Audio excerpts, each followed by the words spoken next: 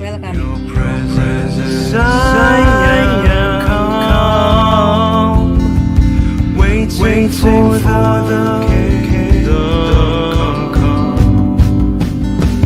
In His name I find, in His name I find, in His name I find peace I see. In His name I find, in His name I find, in His name I find joy I seek.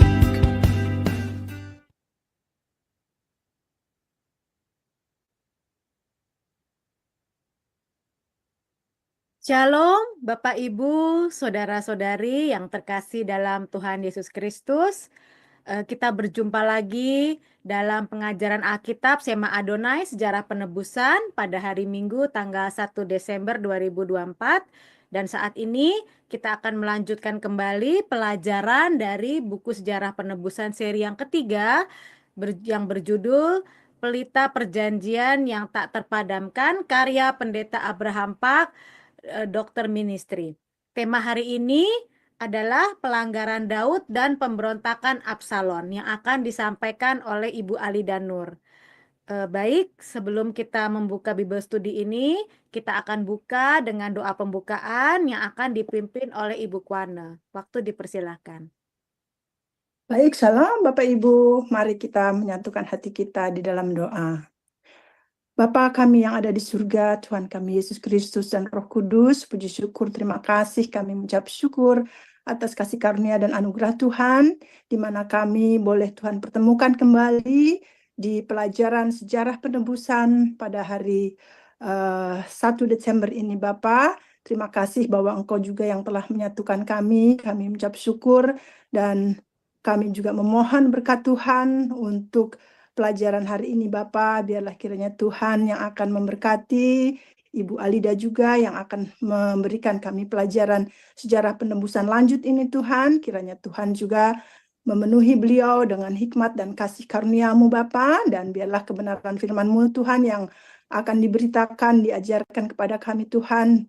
Engkau juga yang akan menjamah kami satu persatu yang hadir di dalam pelajaran ini, dan memohon kuasa Roh Kudus-Mu membukakan hati, pikiran, dan akal budi kami, dan berikan kepada kami hikmat juga Tuhan untuk mengerti sejarah penebusan lanjutan pada kesempatan hari ini Bapa, sesuai dengan kehendak-Mu, dan juga dari semua apa yang kami dengarkan Tuhan, biarlah kiranya hikmat Tuhan memberikan kepada pengertian yang benar Bapa, dan kami juga bisa meremakannya Tuhan di dalam kehidupan kami hari lepas hari. Kami mohon berkat Tuhan juga untuk seluruh peralatan yang kami butuhkan. Biarlah kiranya Tuhan berkati, Tuhan lancarkan hubungan internet kami Tuhan, dan jauhkan dari segala gangguan dan rintangan, dan juga untuk anak-anak-Mu yang berada di operator dan juga di belakang daripada layar ini juga Tuhan, Engkau akan memberkati satu persatu saudara-saudara kami yang bertugas melayani pada hari ini. Berkati juga Ibu Dewi Tuhan yang menjadi moderator, biarlah kiranya kasih karunia-Mu juga yang akan memberkatinya. Bapak kami mohon dari awal pertengahan sampai akhirnya Tuhan, biarlah kiranya anugerah-Mu saja yang melingkupi kami, dan Roh Kudus-Mu yang akan membungkus semua Tuhan yang diperlukan untuk kami menjalani, menerima pelajaran yang Tuhan akan berikan pada hari ini. Terima kasih Tuhan kami Yesus Kristus, kami serahkan semuanya Bapa ke hadirat-Mu saja yang maha kuasa, dan segala puji syukur, hormat, dan puji kami naikkan di dalam nama anak-Mu yang tunggal, Tuhan dan Juru Selamat kami, Tuhan kami Yesus Kristus. Haleluya. Amin. Amin. Amin. Terima kasih Ibu Kwana yang sudah memimpin doa pembukaan. Baik Bapak Ibu, sebelum kita memulai pembelajaran Alkitab, kita akan terlebih dahulu melihat profil dari pembicara kita, Ibu Alida Nur, yang akan di-sharing oleh Ibu Aling. Salam semua, pada kesempatan kali ini, kita ingin memperkenalkan seorang hamba Tuhan yang luar biasa, yakni Ibu Alida Nur, MDiv Dimin. Beliau lahir di Semarang pada tanggal 23 Juni tahun 1970. Ibu Alida telah menikah dan dikaruniai 3 orang anak serta 1 orang cucu. Pendidikan. Pada tahun 1992 Bachelor of Science BSc dari San Francisco State, USA. Pada tahun 1997 Master of Divinity MDiv dari The Presbyterian Assembly Theological Seminary, Orlando, Florida, USA. Pada tahun 2011 Diploma of Teaching Montessori Education dari Jakarta, Indonesia. Pada tahun 2014 Doctor of Ministry D.Min dari Brick Theological Seminary dan Graduate School, Orlando, Florida, USA. Pelayanan melayani KTB ibu-ibu di Jerman sejak Februari tahun 2022 sebagai pengajar melalui Zoom meeting. Sebagai penatua di GPPSI Jakarta. Sebagai kepala sekolah minggu di GPBSI Jakarta. Beliau juga mentraining para guru-guru sekolah minggu dari berbagai denominasi gereja di beberapa kota di Indonesia.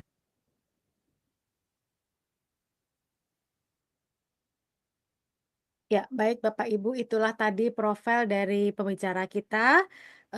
Sekarang kita akan melanjutkan pembelajaran Alkitab, dan nanti yang akan membantu membacakan firman Tuhan adalah Ibu Kuana. Untuk Ibu Alida Nur, waktu dipersilahkan. Baik, saya share screen dulu.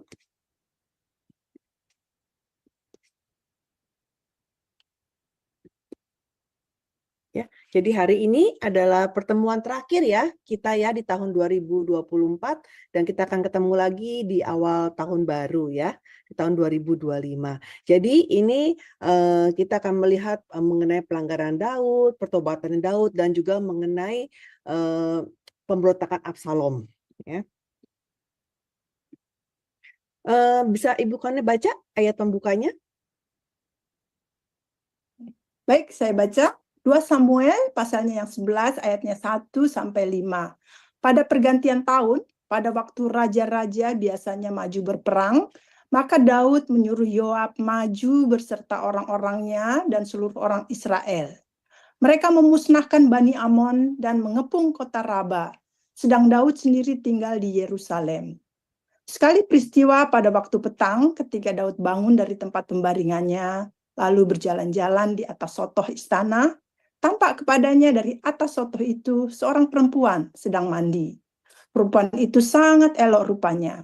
Lalu Daud menyuruh orang bertanya tentang perempuan itu, dan orang berkata, itu adalah Batseba binti Eliam, istri Uria orang Het itu.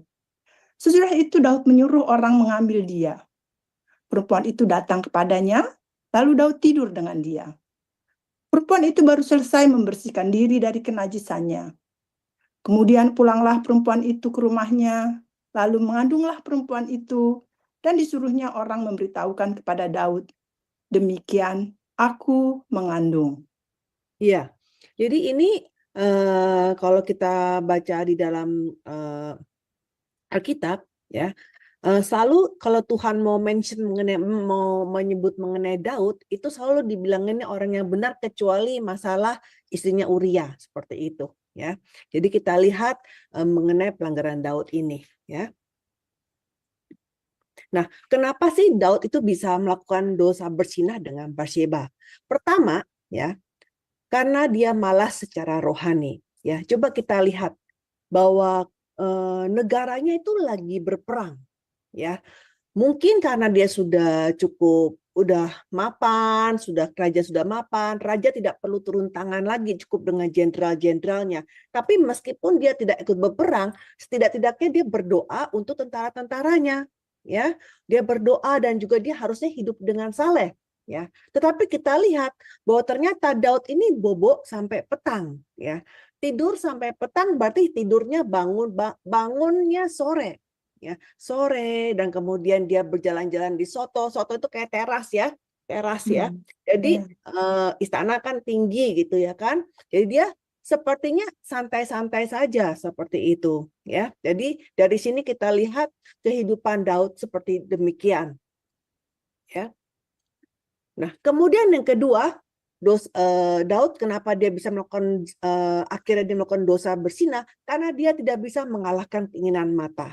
Nah, tentu bukan salah Daud ya, kalau kan namanya juga dia di atas loteng ya, kemudian dia melihat ada perempuan mandi telanjang ya kan, itu tentu pasti awalnya tidak disengaja seperti itu, ya kan? Tetapi kalau seandainya dia buru-buru mengalihkan pandangannya dan udah gitu tidak melihat lagi, dia tidak berbuat dosa, ya. Tetapi masalahnya Daud itu terus menatap Batsheba dan dia menjadi tergoda. Nah, ini dia, ya. Jadi dosa itu dimulai apa? Dimulai dari mata. Dimulai dari mata. Keinginan mata dia, ya. 1 Yohanes 2 ayat 16. Sebab semua yang ada di dalam dunia, yaitu keinginan daging dan keinginan mata, serta keangkuhan hidup, bukanlah berasal dari Bapa, melainkan dari dunia. Jadi semua karena awalnya dari mata. Ya, misalkan orang itu mau misalkan contohnya mata itu hal yang kalau kita lihat dari sekarang, misalkan kita lihat seorang perempuan dengan memakai tas branded, kita ngelihat tas itu gitu ya, kita lihat. Dan kemudian kita menjadi berkeinginan, dan kemudian kita menjadi iri hati. Aduh, kok aku nggak bisa beli, misalkan seperti itu. Jadi itu gara-gara mata menjadi timbullah rasa iri, ya, rasa iri hati seperti itu, dan ada keinginan dan juga timbul hawa nafsu, itu seperti itu, ya. Jadi dimulai dari mata, ya. Jadi seperti itu, ya. Semua dimulai dari melihat, ya. Dan kalau melihat terus, ya, dan akhirnya apa? Tergoda hawa nafsu, ya. Sama seperti di Taman Eden, ya kan. Nah, kalau kita lihat di Taman Eden, apakah Adam dan Hawa itu tidak melihat buah yang terlarang? Pasti mungkin dia melihat setiap hari, ya kan. Melihat setiap hari, ya kan. Tetapi ya selama dia melihat maka tidak merasa apa-apa. Tapi kemudian ular membuat mereka fokus untuk melihat, sehingga dengan melihat buah yang terlarang maka mereka menjadi timbul keinginan seperti itu, ya. Jadi seperti itu, ya. Nah, sekarang dari melihat menjadi ada keinginan. Nah, itu kalau seperti itu buah itu kalau sudah matang itu menjadi berdosa, ya. Dan karena berdosa melahirkan maut. Yakobus 1 ayat 15. Dan apabila keinginan itu telah dibuahi, ia melahirkan dosa. Dan apabila dosa itu sudah matang, ia melahirkan maut. Ya. Jadi dengan melihat, terus menatap lama-lama, jadi kepingin sama Batsheba. Jadi timbul hawa nafsu dia. Ya, seperti itu. Dan pada akhirnya dia bukan hanya bersinah dengan dengan melihat aja, tapi dia melakukannya secara jasmani. Ya. Nah, ketiga, Daud telah kehilangan pertimbangan yang benar. Ya, pertimbangan yang benar. Daud tentu dia tanya, ini perempuan ini siapa ya gitu. Dia tanya sama orang, itu siapa? Terus orang itu sudah bilang pegawainya, oh itu Batsheba binti Eliam, istri Uria. Ya. Nah, Eliam ini yang kita harus penting. Eliam itu anaknya siapa? Eliam ini adalah anaknya Ahitofel, penasihat Daud, ya. Jadi kalau raja itu pasti punya advisor, ya. Jadi ini adalah cucunya advisornya dia. Berarti orang yang dia kenal seperti itu. Dan kemudian siapa itu istri Uria? Uria lagi berperang, ya. Uria adalah hamba dia yang setia, ya. Dan kalau kita lihat di 2 Samuel 23 ayat 39 dikatakan bahwa Uria itu adalah salah satu dari pahlawan Daud, ya. Berarti Uria ini adalah hamba Daud yang setia sampai disebut sebagai pahlawan Daud. Dan Uria lagi berperang. Jadi harusnya ini anaknya siapa gitu. Mungkin kalau memang dia anak seorang dara yang memang bukan punya suami orang, mungkin oke, dia dijadikan istriku seperti itu. Tetapi dia sudah jelas-jelas sampai disebut ini istrinya hamba dia yang setia. Dan juga kalau melihat background-nya juga dia adalah cucu dari penasehat dia, sehingga harusnya dia udahlah, nggak bisa sama perempuan ini seperti itu, ya kan? Tetapi pertimbangan dia itu sudah tidak ada, dia sudah kehilangan, ya, karena dosa itu sudah sangat-sangat menggoda hatinya sehingga dia kehilangan pertimbangan dia yang benar. Ya, jadi meskipun sudah dengar lewat dari pegawainya bahwa dia adalah anaknya Eliam, istri Uria, berarti istri orang lain, tetapi akhirnya dia pun tetap memanggil Batsheba, ya, dan melakukan dosa perzinahan dengan perbuatannya. Nah, setelah itu Batsheba hamil. Ya. Batsheba hamil untuk menutupi dosanya, maka apa yang Daud lakukan? Ya, Daud memanggil Uria. Uria lagi, ya, Uria lagi perang. Jenderalnya adalah Yoab, ya kan? Uria suruh ke sini. Jadi mungkin Uria bingung ya. Orang lagi perang gitu ya, tiba-tiba aku dipanggil balik ke Yerusalem. Ya, nah kemudian Uria ketika dipanggil, Daud bilang, udah sana Uria kamu pulang ke rumah. Kenapa disuruh pulang? Supaya nanti kalau Uria tidur sama istrinya, jadi seakan-akan itu anaknya Uria. Jadi seperti itu siasat Daud. Jadi Daud itu memikirkan sedemikian rupa cara untuk apa? Untuk menutupi dosanya.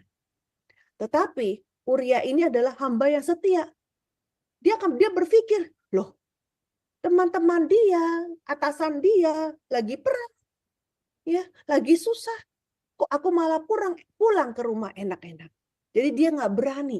Jadi ketika disuruh pulang, dia tidak pulang. Dia tidur di pintu istana, di depan pintu istana sama teman-teman dia. Seperti itu. Jadi ketika melihat bahwa rencana dia itu gagal, maka kemudian Daud menulis surat. Dia menulis surat kepada jenderalnya. Bahwa apa? Ini Uria harus mati. Gimana cara matinya? Taruh aja di tempat barisan paling depan. Kan di mana-mana kalau kita mau berperang, barisan paling depan, barisan yang paling gampang mati. Seperti itu. Ya, gampang terbunuh. Seperti ya. Dan di situ malah dibilang, kalau dia sudah kepepet, maksudnya Uria itu di depan, kalau ternyata ada dikepung, jangan bantu, kamu orang mundur. Jadi sampai seperti itu. Ya kan? Nah kemudian bayangkan dia bikin surat ya kepada untuk Jenderal Yoab dan lewat perantaran siapa? Lewat perantaraan Uria. Ya. Nah kemudian ya Uria dengan polosnya memberikan surat itu kepada Yoab dan Yoab taat dan Uria pun mati di dalam pertempuran itu. Ya. Jadi setelah dia mati ya kemudian Batsheba menjadi istrinya Daud. Nah, perbuatan Daud ini yang penuh dengan rancangan-rancangan itu pun di mata Tuhan dikatakan sangat jahat. Tolong dibaca Bu ayatnya. Ya, 2 Samuel pasalnya yang 11 ayat 26 sampai 27. Ketika didengar istri Uria bahwa Uria suaminya sudah mati, maka merataplah ia karena kematian suaminya itu. Setelah lewat waktu berkabung, maka Daud menyuruh membawa perempuan itu ke rumahnya. Perempuan itu menjadi istrinya dan melahirkan seorang anak laki-laki baginya. Tetapi hal yang telah dilakukan Daud itu adalah jahat di mata Tuhan. Jadi kalau kita lihat di sini, sampai anaknya lahir berarti cukup lama ya. Cukup lama kan, anak aja lahir mesti 9 bulan, ya kan, seperti itu. Nah, jadi kita lihat selama 9 bulan sampai anaknya lahir, ya, Daud tidak kunjung bertobat. Ya. Jadi sebenarnya Tuhan itu lagi tunggu-tunggu kapan ya si Daud ini bertobat. Tapi karena Daud itu hati nuraninya seperti tertutup ya, tidak berkunjung bertobat ya, maka kemudian Allah mengirimkan Nabi Nathan untuk menegurnya. Nah, Nabi Nathan ini kalian bisa baca saja di ayatnya. Dia menegur Daud itu tidak secara langsung ya. Dia kasih suatu perumpamaan ya tentang seorang kaya raya yang mana kedatangan tamu, tapi untuk memberikan hidangan dia nggak mau pakai anak domba dia, jadi dia ambil anak domba dari tetangganya yang orang miskin, seperti itu ya kan. Nah tolong dibaca Bu ayatnya. 2 Samuel pasalnya yang ke-12 ayat yang 9 sampai 10. Mengapa engkau menghina Tuhan dengan melakukan apa yang jahat di matanya? Uria orang Het itu kau biarkan ditewaskan dengan pedang. Istrinya kau ambil menjadi istrimu, dan dia sendiri telah kau biarkan dibunuh oleh pedang Bani Amon. Oleh sebab itu, pedang tidak akan menyingkir dari keturunanmu sampai selamanya. Karena engkau telah menghina aku dan mengambil istri Uria orang Het itu untuk menjadi istrimu. Iya. Jadi kalau kita lihat di sini ya, awalnya Daud tidak sadar ya, perumpamaan itu ceritanya mengenai diri dia ya. Terus ketika diceritakan perumpamaan itu tentu Daud marah. Ya itu kurang ajar sekali ya. Orang kaya itu sudah punya banyak anak domba, dia ambil anak dombanya yang orang miskin yang cuma punya 1 anak domba. Nah, baru kemudian Nabi Nathan, "Ya itu kamu," katanya Nabi Nathan. "Itu orang kaya itu seperti kamu," gitu, ditegur. Jadi kaget sekali ya Daud seperti itu ya. Dan dikatakan engkau telah menghina Tuhan ya. Jadi kita lihat ya, Daud ini tidak ada dosa menyembah berhala, tidak ada dosa menyembah berhala ya. Tetapi dosa dia dosanya dia ini satu tapi penuh dengan rancangan ya kan, penuh dengan rancangan ya seperti itu. Jadi mengambil istri orang, membunuhnya dengan rencana yang sangat matang, kita bilang seperti itu. Bukan membunuh dengan tanpa sengaja. Ini benar-benar dengan rencana yang sangat matang seperti itu ya. Nah, namanya Nathan sendiri itu adalah hati nurani atau orang yang memberi. Jadi sesuai dengan arti nama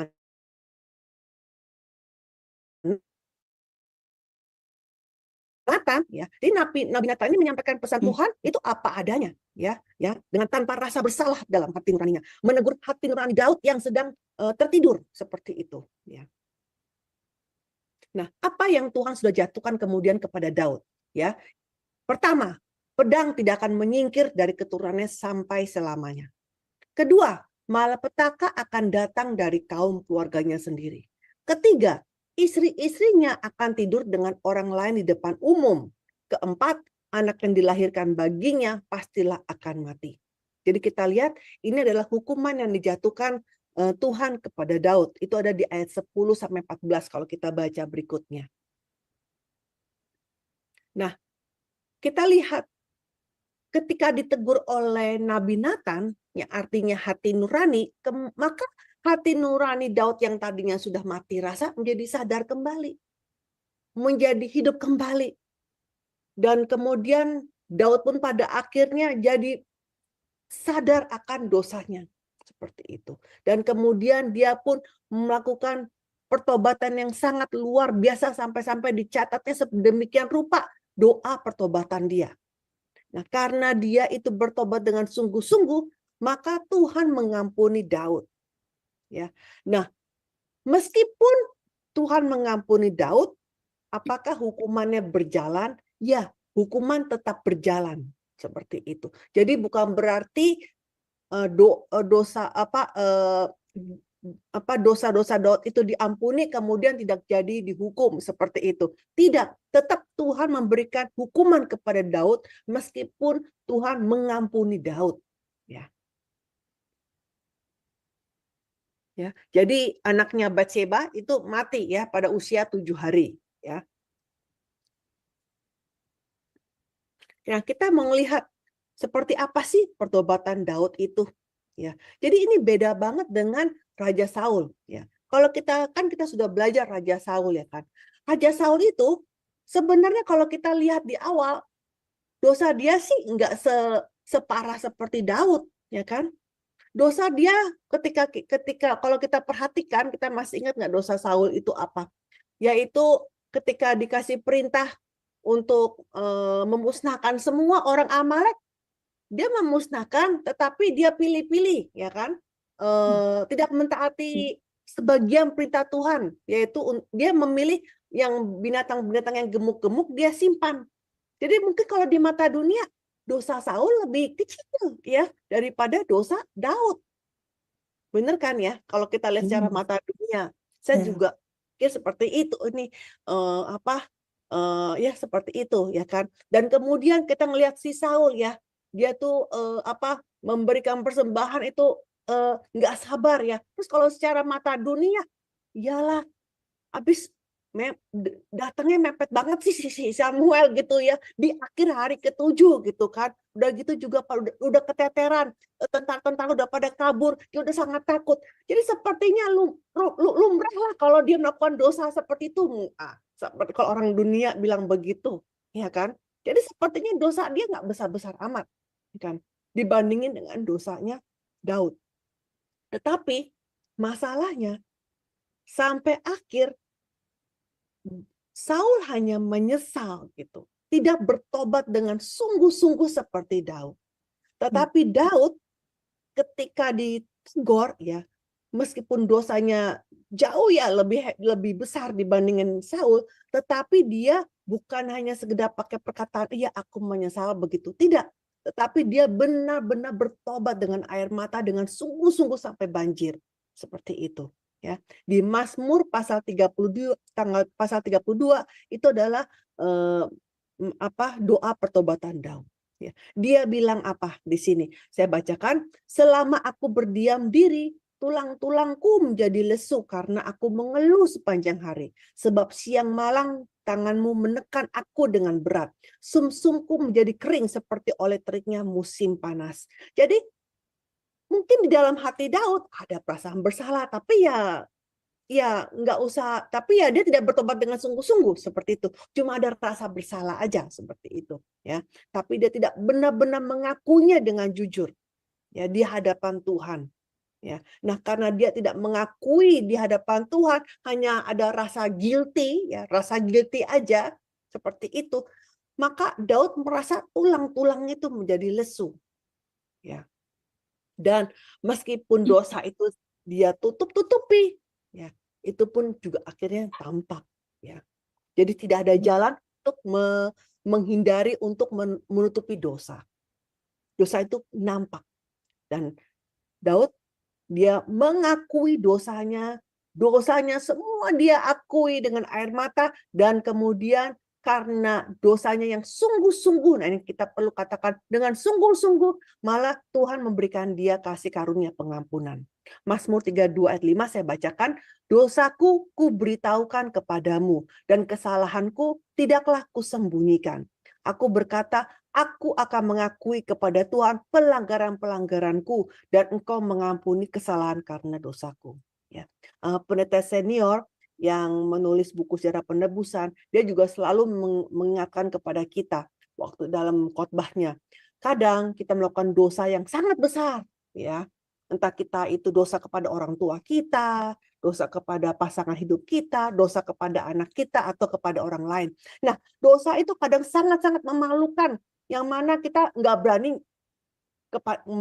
kasih tahu kepada orang tersebut. Ya. Nah, pendeta bilang apa? Kamu malu bilang sama mengakui gitu dosa kamu kepada orang. Enggak, kamu mengakui sama Tuhan, seperti itu. Mengakui kepada Bapa seperti itu. Dan ketika kita mengakuinya kita harus tumpahin semuanya seperti itu, ya kan? Sampai hatinya panas seperti itu. Nah, itu baru benar-benar dosa yang doa yang mohon doa pertobatan yang seperti itu yang dilihat oleh Tuhan, sampai hatinya remuk seperti itu. Ya, kita lihat seperti apa Daud bertobat. Dikatakan bahwa air matanya itu sampai membanjiri ranjangnya. Lesu aku karena mengeluh. Setiap malam aku menggenangi tempat tidurku. Dengan air mataku aku membanjiri ranjangku. Berarti dia doa nangis-nangis ini, ya, dengan doa pertobat ini bukan hanya satu kali terus selesai begitu. Ya, tiap malam dia seperti itu. Terus-terusan, ya, seperti itu. Jadi pertobatan sejati itu seperti apa? Harus ada usaha yang keras, ya.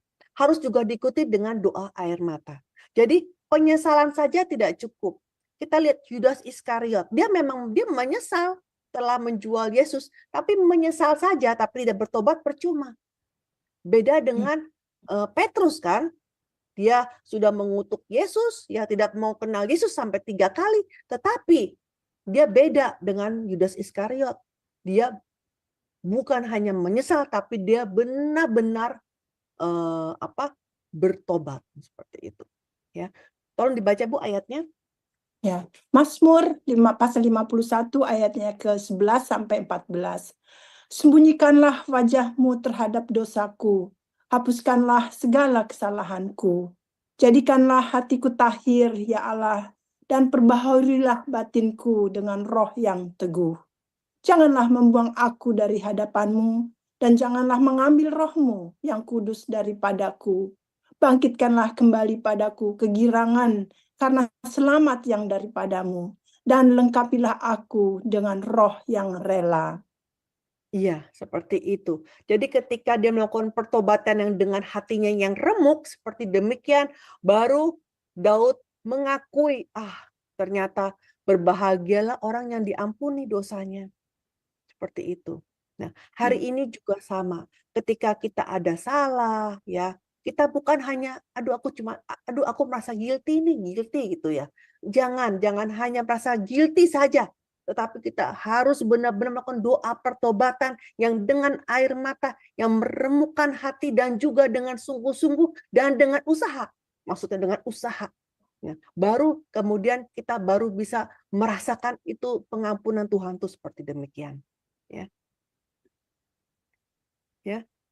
Kita lihat Daud ini nggak ada bedanya sama kita. Ya. Nah, tetapi meskipun Daud sudah berbuat dosa yang demikian, ya, yang bersinah dan membunuh, ya, tapi Tuhan tetap mengasihi Daud. Ya. Kenapa? Karena Daud dengan rendah hati, dia mengakui, dia menjabarkan semua dosa-dosa dia tanpa ada yang ditutupi di hadapan Tuhan. Ya. Jadi, kita semua yang hadir di sini bisa saja setiap hari berbuat dosa. Ya. Tetapi ketika kita hanya menyesal saja tanpa ada rasa sakit tulang yang remuk, itu percuma. Ya. Kita harus benar-benar dengan melakukan doa pertobatan yang sedemikian seperti itu. Ya. Kalau kita hanya doa tobat tapi terus tidak ada air mata, ya, cuma seperti kayak apa ya? Kalau kita doa malam kadang nggak ada feelingnya nggak ada, cuma seperti kayak kebiasaan rutinitas gitu kita mau ngomong itu, ya itu sama aja kita menipu Tuhan dan menipu diri sendiri. Nah, pertobatan yang benar apakah mudah? Itu tidak mudah. Tidak mudah, ya. Kenapa? Karena untuk bisa bertobat kita harus tahu dulu dosa kita seperti apa. Ya. Dan gimana kita rincikan semua dosa itu, ya. Dan bukan hanya setelah itu, dan setelah itu tidak melakukannya kesalahan yang sama. Ya. Jadi bukan hanya kita jadi Daud ini tidak melakukan perbuatan yang sama lagi, dosa yang sama lagi. Seperti itu. Kadang-kadang ketika kita melakukan dosa, ya, kita bertobat dengan air mata, tapi setelah waktu berlalu, melakukan lagi, mengulang lagi. Seperti kayak di zaman hakim-hakim kan. Di zaman hakim-hakim, ya, kenapa siklus dosa itu terus saja seperti itu? Ditindas, hidupnya sengsara, seperti itu. Karena dosa itu diulang. Dosanya mana? Dosa yang sama. Menyembah berhala, ya, kemudian ditindas, kesengsaraan, ya, seperti itu. Kemudian kita menyesal, nangis-nangis, bertobat, tapi kemudian kita ngulangi lagi dosa yang sama. Terus seperti itu diulang. Siklus sampai muncullah sampai hakimnya jadi ada 12. Ya, seperti itu. Nah, sedangkan pertobatan sejati itu adalah memutuskan gitu. Bukan hanya melakukan doa pertobatan tetapi tidak melakukannya lagi. Tolong dibaca ayatnya. 1 Raja pasal 15 ayat 5.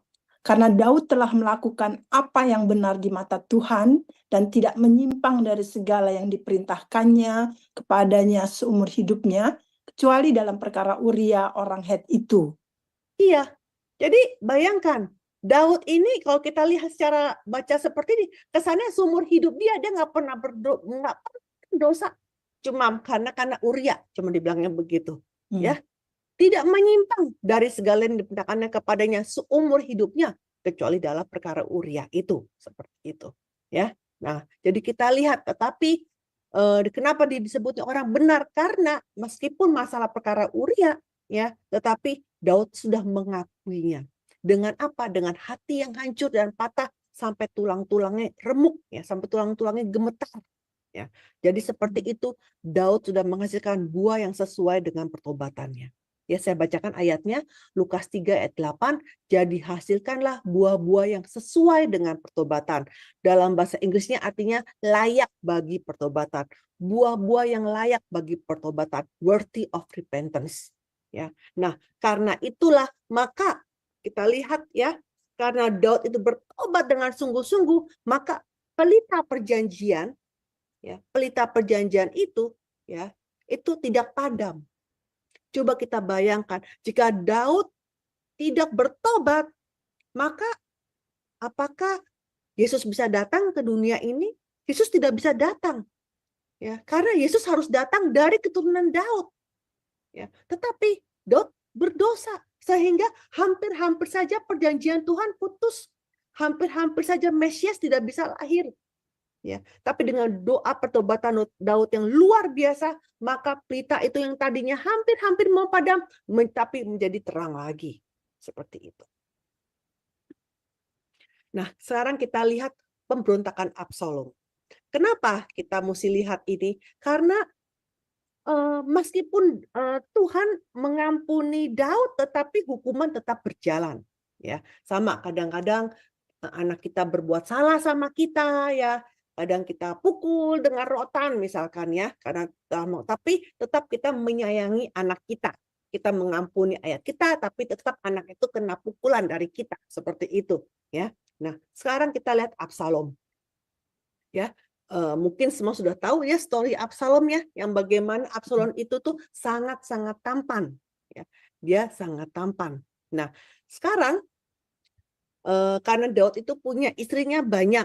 Ya, jadi Amnon ya, anak sulung Daud tapi dari ibu yang berbeda, itu dia cinta pada adiknya Absalom. Dan kemudian dia memperkosa adiknya Absalom. Nah, Absalom tutup mulut melihat perbuatan Amnon, tetapi dia merancangkan balas dendam. Jadi 2 tahun setelah peristiwa itu, ya, Absalom membunuh Amnon pada waktu hari pencukuran domba. Kemudian ketika dia membunuh Amnon, kemudian dia melarikan diri ke Gesur, ya, ke Talmai.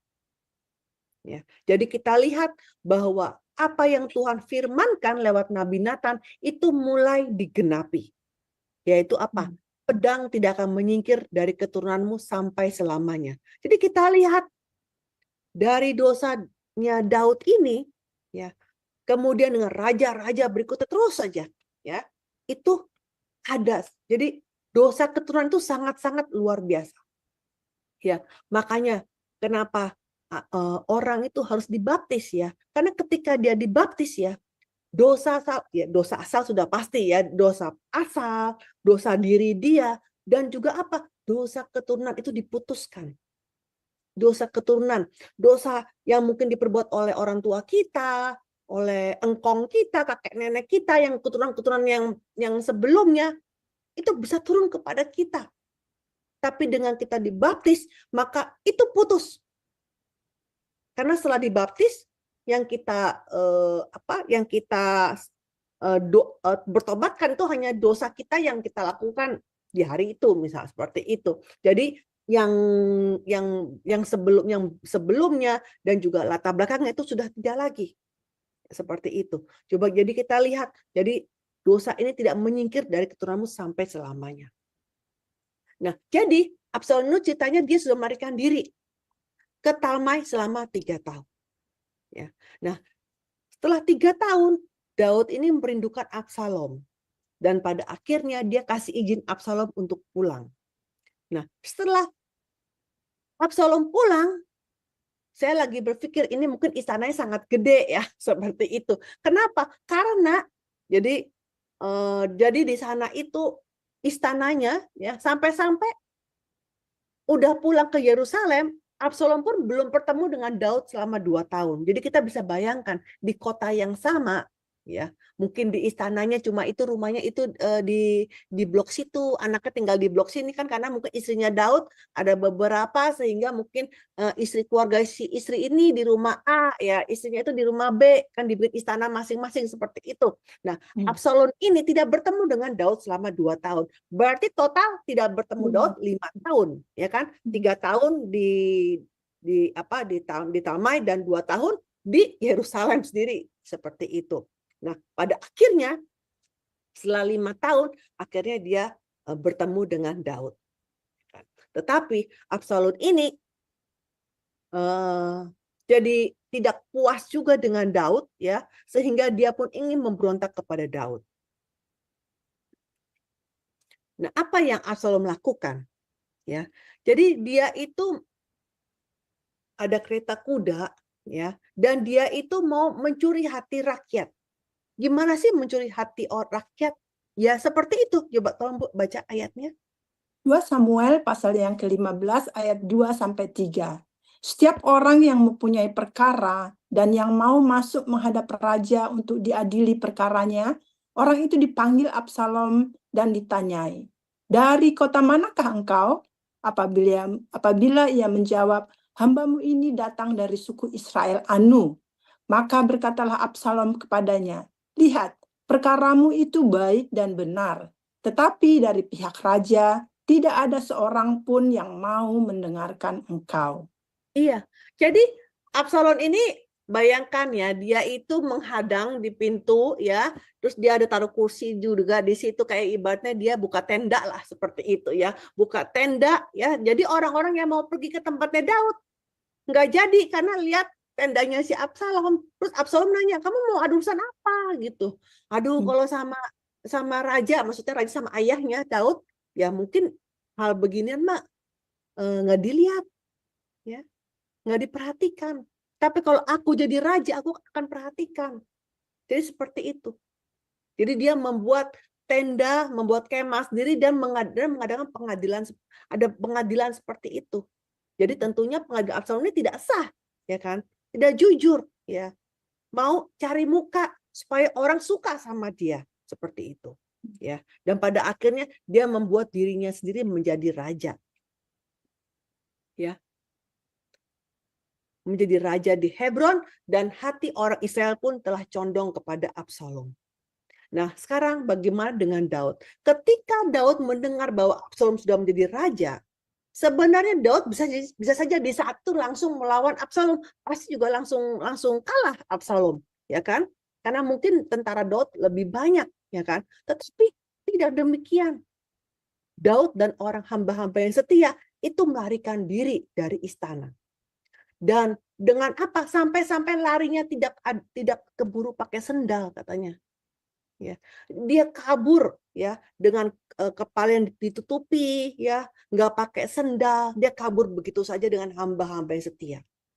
Jadi seperti kayak sangat aib gitu, seperti itu, ya. Karena Daud tidak mau berperang dengan Absalom, ya. Nah, bahkan Ahitofel, ya, bayangkan Ahitofel ini kan kakeknya Batsheba, ya kan, itu sebagai salah satu advisor Daud, ya, malah dia pun bersekongkol, ya, dia lebih senang sama Absalom. Jadi Ahitofel tidak ikut kepada Daud, ya, jadi dia ikut pada Absalom. Nah, ketika Daud lagi melarikan diri, ya, ada seorang pria bernama Shimei, ya, jadi dia sambil mengutuk, "Oh, syukurin kamu ya, tuh kamu tuh syukurin," sampai lempar-lemparin batu, "Tuh kamu," gitu. Jadi anak kamu sendiri. Jadi sambil Daudnya kabur dengan tidak pakai sendal gitu ya. Terus juga ada orang gila lagi yang namanya Shimei, ya, yang nimpuk-nimpukin batu, bikin susah istilahnya begitu ya, sambil nyukur-nyukurin gitu ya. Aduh, seperti demikian, ya. Daud itu sambil menyadari, aduh, ini hukuman Tuhan ini, ya. Karena perbuatan dia seperti ini, ya. Pegawai dia hamba setia sih bilang, ini Shimei perlu dibunuh nih, kan? Apa kita perlu bunuh begitu, ya kan? Daud bilang, jangan diapa-apakan Shimei. Ini memang ini dari Tuhan ini semuanya. Seperti itu. Jadi sambil Daud melarikan diri, dia sambil bertobat dengan sungguh-sungguh, ya. Seperti itu. Dia ingat lagi, aduh, karena dosanya satu dosa ini seperti ini jadinya, seperti itu ya. Dan waktu itu Daud sudah cukup tua ya, berusia 61 tahun. Ya. Jadi bukannya ketika itu tuh bukan ketika peristiwa ini bukan ketika Batseba anaknya mati terus langsung di tahun itu langsung Absalom langsung ini, tidak, itu waktunya juga cukup lama ya. Nah, Mazmur pasal 63 adalah puisi Daud ketika ia ada di padang gurun Yehuda sambil melarikan diri dari Absalom. Jadi kita lihat ya, kalau nanti kita baca kitab Mazmur, itu Mazmur Daud ya, ada yang dia lagi melarikan diri dikejar Saul ya, ada lagi melarikan diri dikejar Absalom, seperti itu. Ada saat di mana dia menjadi raja. Jadi suka duka dia itu dia bikin Mazmur ya. Dia bilang apa? Keadaannya itu seperti tanah yang kering dan tandus. Kenapa? Kenapa? Karena Daud ini ketika dia melarikan diri itu beda dengan ketika dia melarikan diri dari Saul. Ketika dia melarikan diri dari Saul, dia masih muda. Tapi ketika sekarang dia melarikan diri dengan usia yang sudah tua. Ya. Dan dia kenapa lebih down? Karena yang mau membunuh dia bukan orang lain, tetapi anaknya sendiri. Anak kandungnya sendiri. Ya. Tapi meskipun dia sangat-sangat sengsara sampai dia lari ke padang gurun ya, Daud bilang apa? Di Mazmur pasal 63 ini, Allah tetap menopang dia dengan erat ya, meskipun dia berada dalam kesengsaraan. Jadi luar biasa sekali. Di dalam masa kesengsaraan Daud ini, dia masih mengakui bahwa Tuhan tetap lagi menopang dia, Kadang kalau ketika kita lagi susah, lagi sengsara, kita suka komplain sama Tuhan. Tuhan, kamu di mana? Tapi beda dengan Daud. Ketika dia lagi sengsara, dia bilang Tuhan lagi menopang dia. Karena dia tidak bisa berjalan, jadi ibaratnya itu dia nggak bisa jalan, nggak ada kekuatan. Tapi Tuhan lagi gendong dia. Seperti itu. Ya. Dan Daud juga menulis Mazmur pasal 3. Ya. Catat aja Mazmur pasal 3. Jadi di mana ketika dia lari, tentunya dia merindukan bait suci. Ya.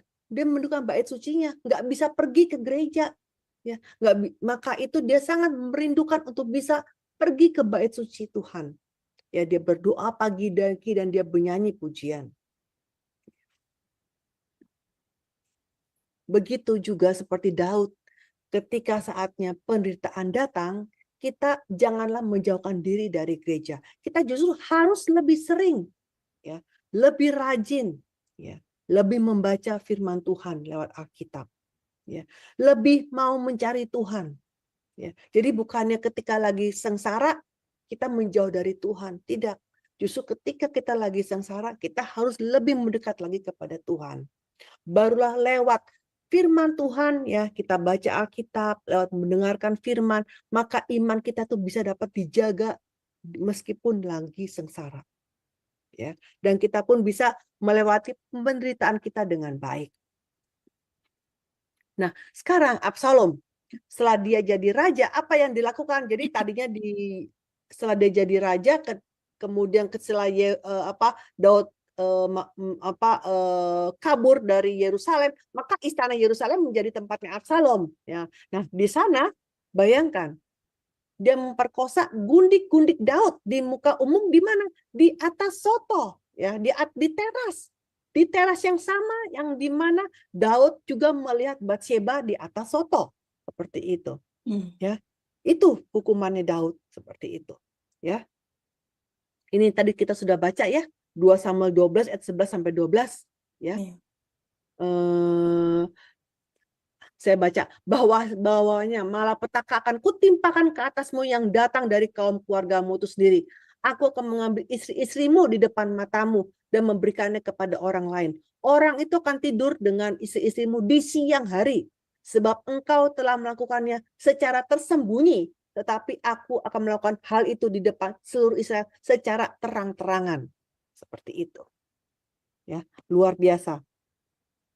Jadi semuanya terjadi sesuai dengan kehendak, sesuai dengan yang difirmankan oleh Tuhan. Nah, kemudian kita lihat si Ahitofel. Ya. Ahitofel itu tadi penasihat Daud, ya kan? Harusnya Ahitofel itu tetap membela Daud, tapi Ahitofel ini dia telah berbuat salah dengan ikut Absalom, ikut yang tidak benar. Ya. Nah, kemudian kita lihat, ya, dia memberikan nasihat kepada Absalom, langsung kita harus kejar si Daud dengan segera gitu. Karena Daud tuh berjalan kaki kan, pasti lebih gampang ditangkapnya seperti itu. Nah, tapi Absalom, ya, dia cuekin nasihatnya Ahitofel. Nah, Husai juga adalah salah satu penasihat Daud, dan juga teman Daud. Tadinya Husai ini juga mau ikut sama-sama Daud melarikan diri.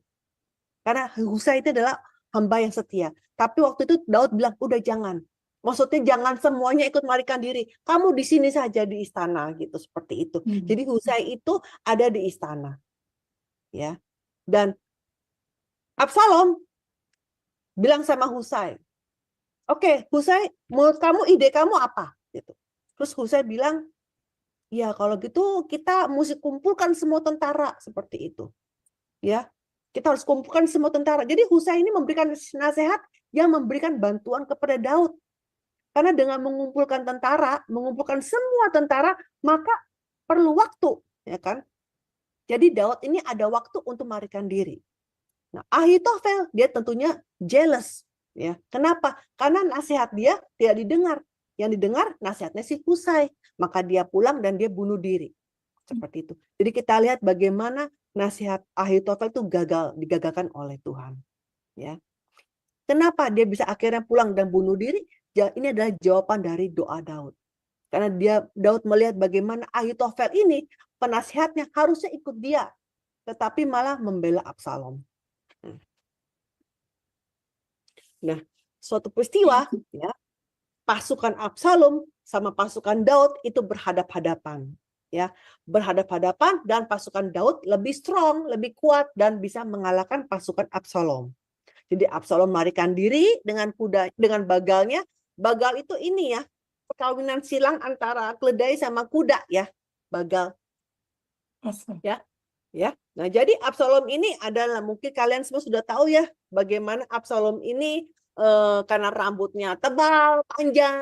Ya, jadi ketika dia melarikan diri kan tentu kemudian rambutnya tersangkut ya di pohon ya, sehingga dia tersangkut nggak bisa ngapa-ngapain. Akhirnya si Yoab dia menikam dada Absalom dan mati. Jadi kita lihat Absalom ini ya mati dengan tidak ada yang meneruskan keturunannya dia. Meskipun dia punya anak, tapi anak sudah mati terlebih dahulu. Jadi nggak ada lagi anak lain. Nah, kita lihat bagaimana hati Daud. Ya. Seharusnya Daud senang. Ya. Kenapa? Karena dia dikejar oleh Absalom. Dia harus melarikan diri sampai ke padang gurun. Sampai sangat susah hidup dia melarikan diri seperti itu. Ya, harusnya ini sudah selesai dan dia bisa pulang dengan sukacita untuk kembali ke kota Yerusalem. Tapi tidak, ini menjadi duka cita bagi Daud karena Daud itu menangis terus-terusan. Ya. Jadi ini menjadi hari kemenangan, menjadi hari perkabungan bagi Daud. Jadi kita lihat ya, kenapa sih Daud itu ya sampai meratapi seperti, aduh Absalom, anakku seperti itu. Kalau saja aku bisa menggantikan engkau Absalom. Jadi Daud itu rela mati demi Absalom. Nah, siapa itu Absalom? Absalom itu benar-benar anak yang durhaka. Ya, dia sudah membunuh Amnon, ya, sudah merampas takhta ayahnya, sudah memperkosa istri-istri ayahnya, di siang hari ditonton oleh semua orang. Bahkan mengejar dengan nafsunya, mau membunuh ayahnya dengan penuh nafsu seperti itu. Tetapi Daud bilang sama semua tentaranya, bilang sama jenderal Yoab, jangan sekali-kali kamu bunuh Absalom. Gitu, seperti itu. Ya. Jadi bayangkan gimana pasukannya mau diserang tapi tidak boleh bunuh Absalom, seperti itu. Ya. Jadi kita lihat bagaimana Daud ini sangat-sangat sedih. Ya. Sampai-sampai mau memberikan nyawanya untuk anaknya yang durhaka ini. Nah, kesimpulan, Daud ini dan juga Absalom ini seperti hubungan antara kita dengan Bapa kita, Allah Bapa kita. Bukankah kehidupan kita pun seperti Absalom, ya, yang terus-terus kita melakukan dosa kepada Tuhan, kepada orang lain, kepada sesama kita, dan melakukan dosa yang diulang-ulang. Kita adalah anak yang durhaka kalau kita pikir seperti itu. Tapi meskipun kita melakukan dosa yang begitu banyak, berulang-ulang, ya, sudah melakukan, ya ampuni saya Tuhan, tapi kemudian kita ulang lagi, tapi Tuhan terus mengampuni kita sampai akhir. Daud ini menggambarkan siapa? Yesus Kristus, ya. Bagaimana, ya, orang-orang itu mengejek Yesus, menikam Yesus, menginjak-injak Yesus, ya, sampai-sampai Yesus disalib untuk orang-orang yang demikian, ya. Orang-orang yang menghina Yesus adalah siapa? Mereka adalah orang-orang yang sudah menikmati kasih karunia, ya. Yang mana Yesus melakukan banyak menyembuhkan penyakit, ya, mengusir setan seperti itu dari tubuh orang-orang. Tapi orang-orang itu semua yang telah ditolong oleh Tuhan dan juga yang menikmati mujizat 5 roti dan 2 ikan itu kemana semua? Mereka semua sudah menikmati, sudah menerima kasih karunia Tuhan, menerima kesembuhan, ya. Seperti demikian, menerima roti dari Tuhan, tetapi mereka sendiri yang berseru, salibkanlah Yesus, salibkanlah dia seperti itu. Ya. Jadi lewat kejadian ini kita bisa lihat bahwa Yesus Kristus melihat perbuatan kita, dia pun terus-menerus berdoa untuk kita di sebelah kanan takhta Tuhan. Ya. Absalom artinya ayah damai, kan? Shalom gitu. Shalom, Absalom, ya. Lalu Abba, Bapak. Itu Abba itu artinya ayah. Shalom artinya damai. Jadi Absalom artinya ayah damai. Jadi Daud adalah ayah damai. Yang mana damainya tidak berubah dalam kondisi apapun bagi Absalom. Jadi kenapa tidak berubah? Meskipun Absalom mau membunuh ayahnya, tapi Daud tetap menyayangi Daud. Tapi Daud tetap menyayangi Absalom, ya. Nggak mau berperang sama Absalom. Absalom mau merebut kerajaannya, dia yang menyingkir, ya kan, seperti itu. Dia juga udah kasih pesan sama pasukannya, sama jenderalnya, kamu jangan apa-apain Absalom, seperti itu, ya. Dan ketika Absalom mati pun juga dia nangis seperti itu. Jadi menjadi hari perkabungan, ya. Jadi seperti itu, ya. Jadi kita pun punya ayah, bapak yang damai, yang memberikan damai kepada kita, ya. Jadi bapak kita adalah bapak yang benar-benar memberikan kita sukacita, rasa damai, ya. Ketika apa? Karena ketika kita bersalah, kita bertobat dan Tuhan mengampuni dosa kita, ya. Jadi hari ini kita sudah belajar bagaimana kehidupan Absalom itu sebenarnya adalah seperti kehidupan kita, tetapi Tuhan tetap sangat menyayangi kita seperti Daud menyayangi Absalom. Hari ini selesai pelajarannya, ya. Silakan Bu, saya kembalikan. Ya, terima kasih Ibu Alida untuk pengajaran yang tadi sudah disampaikan. Sangat memberkati sekali Bu ya, bagaimana Daud begitu berkorban untuk anaknya Absalom, walaupun Absalom anak yang durhaka, tetap Daud meratapinya dan memaafkan dan mengampuni Absalom. Baiklah, sekarang kita masuk ke dalam sesi tanya jawab selama 15 menit. Saya persilahkan kalau ada yang mau bertanya. Mungkin dari Ibu Aling atau Ibu Kuana yang mau bertanya.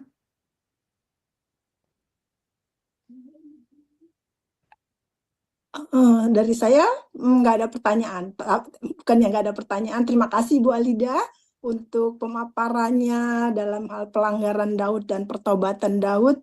Ya, kita mengenal, sudah membaca pasal-pasal ini juga, dan sungguh luar biasa memang Daud tetap dipakai Tuhan, ya, karena yaitu Daud adalah sebagai keturunan yang nanti menurunkan silsilah Yesus Kristus Juru Selamat kita, Mesias kita. Di sini tentang hal pembaptisan itu tadi Bu yang saya mau tanyakan. dengan pentingnya itu pembaptisan. Tapi di sini maksudnya adalah pembaptisan dewasa ya Bu ya? Oh iya, anak juga sama, bayi Oh juga sama, sama. Iya, bayi sama. ketika bayi itu Oh, dibaptis itu otomatis dosa asal, dosa keturunan itu hapus. oh pentingnya Ya, tapi juga kita itu. kita hari ini nggak baca pembaptisan. Ya, Jadi kita maksud saya, kepada kepada maksud saya, kepada ini gitu. karena tadi di pikiran saya bagaimana dengan pembaptisan anak-anak yang Nah, ya, yang otomatis ya, oh karena begitu. kalau dipikir kok bayi kok bisa, ya itu dengan iman orang tuanya. Makanya Ya kan benar-benar. iya. Karena kan orang tuanya niat menyerahkan kepada Ya, Tuhan ya, ya pada saat dia ya. masih kecil. Oh Jadi ya anak itu begitu. ketika dibaptis itu dilihatnya dari iman orang tuanya. Maka dosa asal dan dosa keturunan bayi itu juga dihapuskan. Kan memang Tapi bayi kalau nggak dosa ya, pribadi gitu ya kan. ya benar. Tapi kalau bagaimana orang tua yang hanya melakukan seperti di Eropa ini kan kebanyakan mereka melakukannya karena tradisi, Bu. Apa? Membaptis anak-anak masa bayi. Pembaptisan bayi, tradisi. Iya. Ya memang banyak ya orang itu yang tidak sadar ya betapa pentingnya arti dari pembaptisan ya, seperti Oh itu. gitu Nah, ya, ya. pembaptisan itu nanti kalau kita belajar mengenai pembaptisan, ya bukan hanya sebagai tradisi. Jadi baik Benar. pembaptisan ataupun juga dengan itu perjamuan kudus, itu semua Ya, ada arti sangat penting seperti itu. oh ya, ya baik. Terima kasih Bu untuk itu. Pertamanya saja nanti kan ada Iya. tema-tema ini khusus. Makasih Iya. Bu Alda. Iya. Tuhan memberkati. Ya, terima kasih Ibu Kuana. Ini Ibu Aling ada yang mau ditanyakan Ibu? Iya, iya baik, terima kasih Bu Dewi. Ya shalom, selamat malam Ibu Alida. Ya. Ibu, saya mau bertanya mengenai ini Bu. Kan saya pernah dengar bahwa kalau di zaman perjanjian baru ya Bu, kita kan Roh Kudus sudah menetap ya di setiap anak Tuhan yang sudah dibaptis, sudah percaya menerima Yesus kan. Nah, jadi apalagi yang sudah lahir baru ya Ibu Alida, berarti kan mereka ketika melakukan perbuatan, misalnya ketika jatuh ke dalam perbuatan dosa, mereka tidak maksudnya saya pernah dengar pengajaran mereka tidak menetap di dalam dosa itu, ya kan? Seperti itu Ibu Alida, saya pernah dengar ya. Maksudnya Roh Kudusnya come and go gitu, maksudnya apa gimana Enggak, maksudnya? bukan. Maksudnya gini, ketika orang itu sudah, terutama sudah menjadi anak Tuhan yang sudah lahir baru ya, Ibu. Kan Ya, berarti iya. ya, ketika dia melakukan dosa, pada saat dia jatuh ke dalam perbuatan dosa, dia akan sadar gitu, Ibu. Karena kan dia ada Roh Kudus di dalam dirinya yang mengingatkan, sehingga dia tidak menetap dosanya, ya kan, Ibu. Nah, yang Saya saya mau mengerti tanya, maksudnya. ya, Nah, jadi berarti sebenarnya itu berarti kan kayak hati nurani ya kan. Roh Kudus itu iya, mengingatkan kita lewat apa sih? Lewat hati nurani kan. iya. Jadi kadang-kadang di dalam hati kita ada seperti melakukan ini enggak ya gitu atau tidak gitu ya Ya, kan. ya, Seperti itu. Contohnya ya. kita nggak usah jauh-jauh lah, misalkan kita aduh malam udah ngantuk nih ya, mau doa apa enggak, itu juga ada tangan di dalam hati kita Ya. mungkin Ya, seperti ya. itu ya kan, ya itu Ya. sangat simpel ya kita ngomongnya. Nah Ya. ketika itu sebenarnya tangan apa, itu Roh Kudus yang mengingatkan kita ya harus berdoa. Jadi Roh Kudus selalu melakukan yang baik dong, memberikan nasihat yang baik kan. Itu hati, karena yang memberikan hati nurani itu siapa? Tuhan yang memberikan hati nurani, ya kan? Jadi Roh Kudus itu bicara lewat hati nurani kita, ya kan? Jadi bukannya ada suara gitu, bukan, ya kan seperti itu. Lewat hati nurani kita. Nah, tinggal apakah kita mau tekan suara itu sehingga kita mau ignore, ya kan? Karena hati nurani itu ketika kita ignore terus, ya, kita abaikan terus, lama-lama suaranya kecil dan lama-lama tidak terdengar lagi suara itu gitu. Sehingga jadi suara setan yang lebih kedengeran gitu, seperti itu. Ya kan? Ya, nah yang saya mau tanyakan Ibu Alida, ketika itu Daud pada masa kehidupan zaman Daud itu Roh Kudus, Roh Allah itu belum menetap di diri dia bagaimana? Karena dia kan setelah melakukan perbuatan dosa itu Ibu dia sepertinya tidak mau sadar atau pura-pura tidak mau menyadari sampai ditegur oleh Nabi siapa tadi Ibu Nathan ya Bu? Apa Nabi siapa? Nathan, Ya, Nabi itu Nathan. bagaimana Bu? Iya, ya saya ingin Ah, penjelasannya. Ya, iya. silakan. Kalau kita baca, Roh Kudus sebenarnya sudah ada di zaman Perjanjian Baru. Coba Perjanjian Lama pun ya. Nah, Buktinya kalau kita dulu kita belajar pelajaran, contohnya gampang, misalkan Simpson ya kan, atau raja atau hakim-hakim lain. Setiap kali Roh Tuhan bersama dia gitu. Kalau kita baca deh di hakim-hakim. Setiap kali mau melakukan misalkan Gideon gitu, roh Tuhan bersama dengan Gideon gitu, seperti itu. Jadi roh Tuhan itu apa ya? Roh Kudus gitu, ya kan? Ya kan, sama seperti itu, ya kan? Nah, tetapi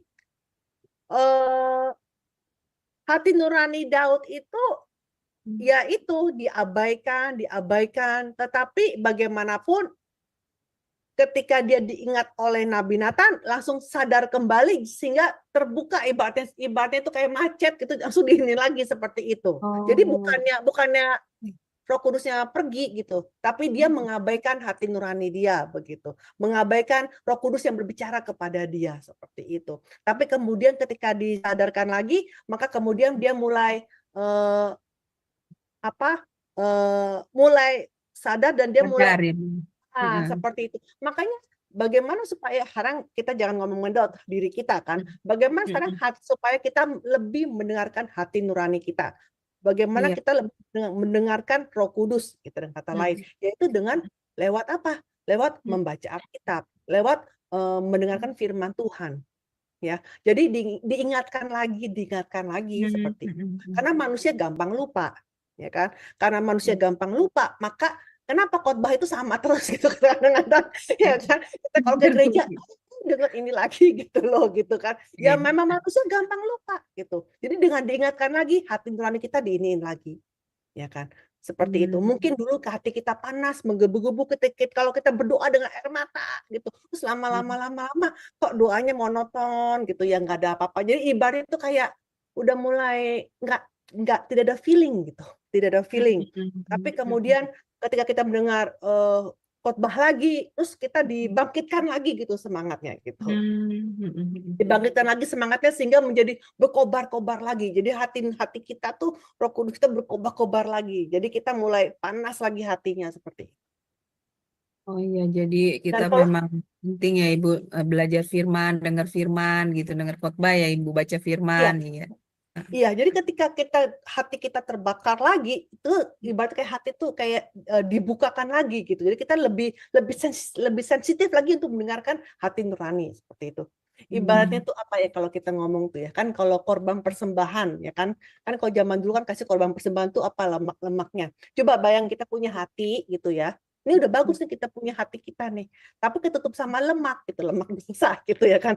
Nah kalau ketutup lemak dosa ya kan nggak gitu terasa ya kalau dibentur karena ada lapisan lemak dan makin lama makin tebal lemakannya begitu. Nah kalau lemak itu dibakar sedikit demi sedikit kayak di laser gitu ditipis-tipisin, lama-lama menjadi bagus lagi kan, jadi menjadi sensitif lagi seperti itu. Ya, saya paham. Ya, terima kasih Bu Alida untuk pencerahannya. Tuhan berkati. Saya kembalikan kepada Ibu Dewi, silakan. Iya, terima kasih ya Ibu Aling. Kalau menurut saya begini Bu, tadi aku agak sedikit tertarik dengan yang 1 Yohanes 2 ayat 16 yang dosa yang dari mata itu ya. Iya, yang dosa dilihat Mulai dari di mata mata. gitu. Iya, itu maksudnya itu gampang sekali ya Bu, bahwa manusia itu jatuh ke dalam dosa, dalam arti orang yang seperti, jangankan Nabi Daud ya Bu, kita pun kalau misalnya ngelihat yang bagus sedikit atau yang cakep sedikit mungkin udah jadi lihat perempuan yang cantik kita jadi iri sendiri, iri hati udah keluar dosa lagi seperti itu. Iya, maksudnya begitu Bu. Kadang pertanyaan saya adalah bagaimana kita terhindar dari dosa itu, karena itu benar-benar dosa dari mata tuh yang paling gampang gitu kan. Betul. Melihat ya Bu gitu. Ini saya ada kisah nyata nih coba gitu ya kan. Nah ini dulu sekali ini benar-benar hal yang lucu jadi buat kita ini ya. Jadi waktu pertama sekali gitu ya pendeta kami tuh pendeta Yun ya itu diutus untuk melayani di gereja kami, gitu kan. Berarti udah lama sekali ya, udah berapa puluh tahun ya kan ya. Anak saya juga belum lahir, yang kedua, ketiga belum lahir ya kan. Terus kita ini kan belum pernah belajar firman juga baru begitu-begitu doang gitu kan ya. Terus punya gereja, terus tiba tahu ini dikasih pendeta diutus gitu ya kan. Kita senang gitu kan ya. Terus saya dengan teman-teman yang lain dengan beberapa ibu-ibu gitu, ibu-ibu muda ya kalau kita bilang ibu-ibu muda gitu ya. Mau entertain pendeta Yun dong, ya enggak? Iya. Ya. Wajar kan kalau dia datang, kita mau ajak dia makan gitu, makan siang, bener nggak sih kan? Ya. Kalau begitu ya kan, suatu hal ya tentu diajak makan ikut ya. Nah habis diajak makan dengan bodohnya kita, saya jadi sampai sekarang masih ketawa sendiri ya. Mau ngapain nih habis ini, kita bingung lagi nih acaranya kan ceritanya kita ini ada apa ya, tamu, kita mau entertainnya gimana gitu. Kalau Bu Dewi datang ke Jakarta sih kita kayak Bu Dewi ya entertainnya, kita kesini yuk, ke mall sini, kesini enak gitu ya. Nah kalau pendeta gimana entertainnya, abis makan mau ngapain ya, krik-krik ya, kita bingung abis ini ngapain ya. Terus dengan bodohnya kita ngomong, pendeta gimana kalau kita nonton? Lucu sekali itu, saya bilang gitu. Kaget gitu. Jangan nonton. Dia bilang gitu. Bukan nonton gitu ya. Loh, kamu nonton jadi banyak dosa dengan lihat mata itu. Aduh. Jadi pendeta Yun itu dari datang pertama sampai sekarang tidak pernah nonton bioskop. Tidak pernah nonton hal yang nonton-nonton. Hanya nonton berita, nonton yang penting-penting aja. Luar biasa tuh pendeta saya itu. Saya juga jadi luar biasa. Aduh, kita juga jadinya ini hal yang kocak, tapi saya ingat terus sampai sekarang itu seperti itu. Iya, betul. Karena dengan kita nonton film, banyak sekali ya, kadang-kadang ada pengajaran yang tidak baik, seperti itu. Ya, Iya, Ya, benar Ibu. menjadi ada hawa nafsu lagi atau apa gitu. iya, betul. Ya karena ya itu Dan seperti yang tadi. sekarang zaman sekarang mau mempengaruhi orang itu lewat film kan. Iya, Jadi misalkan masalah masalah gay, misalkan itu lesbi membuat menjadi hal yang biasa. Jadi tidak ada, sepertinya itu nggak salah. Sepertinya itu dengan lewat film-film itu kalau kita lihat kan. Iya. Dan jadi dosa itu mempengaruhi sedemikian lewat apa? Dari mata, seperti itu. ya betul. Jadi mesti kita yang harus berhati-hati ya Bu dalam Iya. dalam Semuanya namanya penyelewengan juga sebenarnya dari mata juga awalnya seperti itu, ya kan. Nah, Iya. saya jadi ingat yang mengenai doa pertobatan, ya. Yang namanya doa pertobatan dengan air mata sampai seperti itu. Jadi waktu itu kami ada satu misionaris datang dari LA, ya, dari LA, berapa ya, sekitar 1 bulan yang lalu, dia dari LA datang ke Jakarta, ya, terus dia berkhotbah, kan misionaris kita dari cabang gereja kita yang di LA, kan, ya kan. Jadi dia ada cerita. Dia sendiri jadi lawyer di LA, di sana jadi lawyer, orang Korea tapi jadi lawyer di sana gitu ya kan. Jadi dia cerita dia sudah mengenal pendeta Abraham Park lebih dari 50 tahun. Dia tuh kalau ini ceritanya dia udah nenek-nenek ya, ceritanya nih orang ini udah nenek-nenek ya, jadi datang. Jadi dia ya tentu dia belajar firman dari pendeta Abraham Park secara langsung gitu ya, tapi kemudian dia ke Amerika gitu, dan kemudian dia terlalu enjoy life kan di Amerika gitu ya, enjoy life sehingga dia melupakan firman Tuhan, dia bilang begitu. Dan ketika dia melupakan firman Tuhan, kesusahan itu datang terus menimpa dia, ya, sampai pada akhirnya anak dia itu yang baru umur masih kecil sekali itu juga tiba-tiba jadi buta. Nah, di situ karena masalahnya datang bertubi-tubi, dan yang terakhir anaknya yang menjadi buta itu, dia kemudian dia pergi ke gereja, dia bawa anaknya itu, anak itu ditaruh di mesbah. Ini bukan maksudnya di panggung, kalau Di gereja depan. kan di panggung gitu ya, maksudnya Ya. di depan, ditaruh di situ. Dan kemudian itu dia doa, dia bilang doa bertobat, doa pertobatan dia itu seumur umur dia nggak pernah doa. Dia bilang, kamu tahu nggak kalau doa yang namanya bertobat itu nangisnya itu dada dia itu sampai keluar panas, dia bilang panas, dia bilang itu yang namanya doa pertobatan seperti itu ya. Ya kalau ngomong nangis udah pasti nangis ya kan, tapi dia bilang panas tuh bisa bisa keluar dari dia punya hati dia gitu. Rasanya dadanya itu panas, dia bilang begitu. Ya kan? Jadi kadang-kadang kita mikir doa bertobat sungguh-sungguh gimana ya gitu kadang-kadang ya kan, karena kan gitu ya. Dia bilang itu saya alami doa pertobatan yang dengan air mata, dengan sungguh-sungguh, dengan waduh rasanya itu ya tulang tuh bener-bener rontok. Jadi dia bilang seperti itu. Jadi dia baru mengerti Daud itu doanya seperti itu gitu. Karena kita kalau baca, oh Daud bertobat seperti ini, kita ya udah kita pikir begitu gitu loh. Tapi dia alami sendiri. Jadi dia dengan hati yang sangat panas dan luar biasa banget. Tuhan itu mengampuni, dan dia ketika dia berdoa tobat, dia doa tobatnya kagak bilang Tuhan tolong sembuhkan anakku. Dia nggak doa seperti itu. Dia doa bertobat. Jadi dia bukan doa Tuhan tolong sembuhkan anakku, bukan begitu. Kalau doa Tuhan sembuhkan anakku itu bukan doa pertobatan namanya, doa permohonan. Permohonan. Hah? Ya. Iya dong, ya kan? Ya kan seperti itu. Kalau doa bertobatan dia nggak mikirin hal yang lain, hanya dosa dia gitu. Dia ungkapin semuanya. Dan luar biasa. Dia bilang udah gitu selesai doa itu anaknya melek. Anaknya itu benar-benar dia bilang melek, dan itu mujizat yang luar biasa, dia bilang itu. Dan ternyata mujizat itu nggak perlu dicari-cari apa. Ternyata mujizat itu datang lewat doa pertobatan, ternyata dia bilang seperti itu.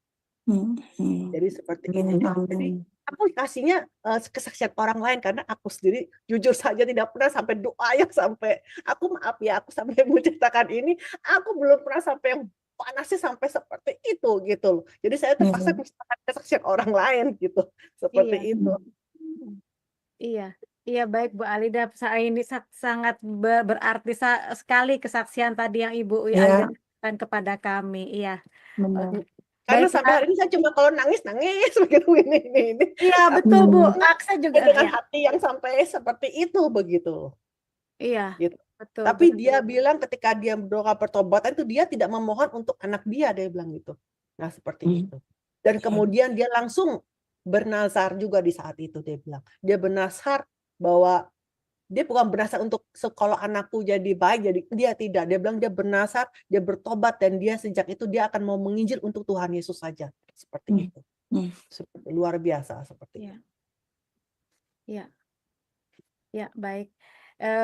Ini 15 menit sudah selesai ya, sesi tanya jawab sudah selesai. Kami persilakan Ibu Alida untuk memberikan closing statement dan kemudian doa penutup untuk kita. Iya, ini adalah bulan terakhir di tahun 2024 ya. Mungkin dalam 1 tahun ini kita pun banyak melakukan hal-hal yang tidak berkenan di hati Tuhan. Jadi biarlah di akhir pelajaran, akhir bulan, kan bulan Desember, bulan akhir kita belajar ya di tahun 2024 ini menjadi doa, menjadi pertobatan bagi kita ya, kita seperti itu supaya Tuhan memberikan kita lembaran baru lagi ya, hati yang baru lagi, hati nurani yang baik, yang bagus, yang sensitif, supaya kita bisa sensitif mendengarkan hati nurani kita, sehingga ketika di tahun 2025 menjadi tahun yang baik, yang lebih baik ya. Mari kita berdoa. Bapa yang ada di sorga, kami hendak mengucapkan syukur ya Bapa atas segala pemeliharaan-Mu Bapa dalam 1 tahun hidup kami ini Bapa. Selama ini Bapa kami sudah belajar Bapa mengenai buku ketiga ini Bapa. Meskipun belum selesai Bapa, tetapi Bapa Engkau telah memberikan kami banyak pelajaran Bapa yang begitu berharga. Sekarang ini Bapa kami telah belajar mengenai bagaimana Daud berdosa dan juga bertobat. Bapak, kami benar-benar seperti Absalom ya Bapak. Bapak, kami telah banyak melakukan hal-hal yang tidak menyenangkan hati Bapak, yang tidak sesuai dengan kehendak Bapak. Kami hidup dengan penuh pemberontakan kepada Bapak. Kami tidak taat kepada perintah Bapak. Tapi Bapak, Engkau begitu menyayangi kami. Engkau mengampuni dosa-dosa kami. Ya Bapak, kami mohon ampun atas semua dosa kami dengan yang kami sadar maupun tidak kami sadari ya Bapak. Bapak, kami ingin taat kepada perintah Bapak. Kami ingin taat kepada firman Bapak. Biarlah Bapak di tahun 2025 nanti Bapak menjadi tahun yang lebih baik. Tahun yang dimana kami dapat hidup yang berkenan di hati Bapak. Yang menyenangkan hati Bapak. Yang mana kami semua layak untuk dapat disebut sebagai orang yang benar seperti Daud. Terima kasih ya Bapak. Biarlah kiranya Bapak Engkau memberkati semua Bapak Ibu yang ada di sini ya Bapak. Biarlah kami semua bisa menjadi orang-orang yang menggenapi perjanjian Bapa. Dalam nama Tuhan Yesus kami berdoa. Amin. Kita tutup dengan Amin. doa Bapa kami. Bapa Ya. kami ada di sorga, Surga, dikuduskanlah dikuduskanlah datanglah namamu. kerajaan-Mu, jadilah kehendak-Mu di bumi seperti di sorga. Berikanlah kami pada hari ini makanan kami secukupnya, dan ampunilah kesalahan kami seperti kami pun mengampuni yang bersalah kepada kami, dan janganlah masukkan kami ke dalam cobaan. Bebaskanlah kami dari yang jahat, karena Engkau lah punya kerajaan, kuasa dan sampai selama-lamanya. Sampai Amin. selama-lamanya. Amin. Amin. Terima kasih Ibu Alida. Baik, sekarang Bible Studi sudah selesai. Kembali saya mengucapkan terima kasih kepada Ibu Alida yang sudah menyampaikan pembelajaran Alkitab dan sudah memimpin doa penutup. Bapak, Ibu, Saudara-saudari yang hadir hari ini dan teman-teman yang sudah melayani pada hari ini, kami mengucapkan terima kasih dan kita akan bertemu lagi di tahun depan pada tanggal 12 Januari 2025. Terima kasih, Baik. Tuhan memberkati.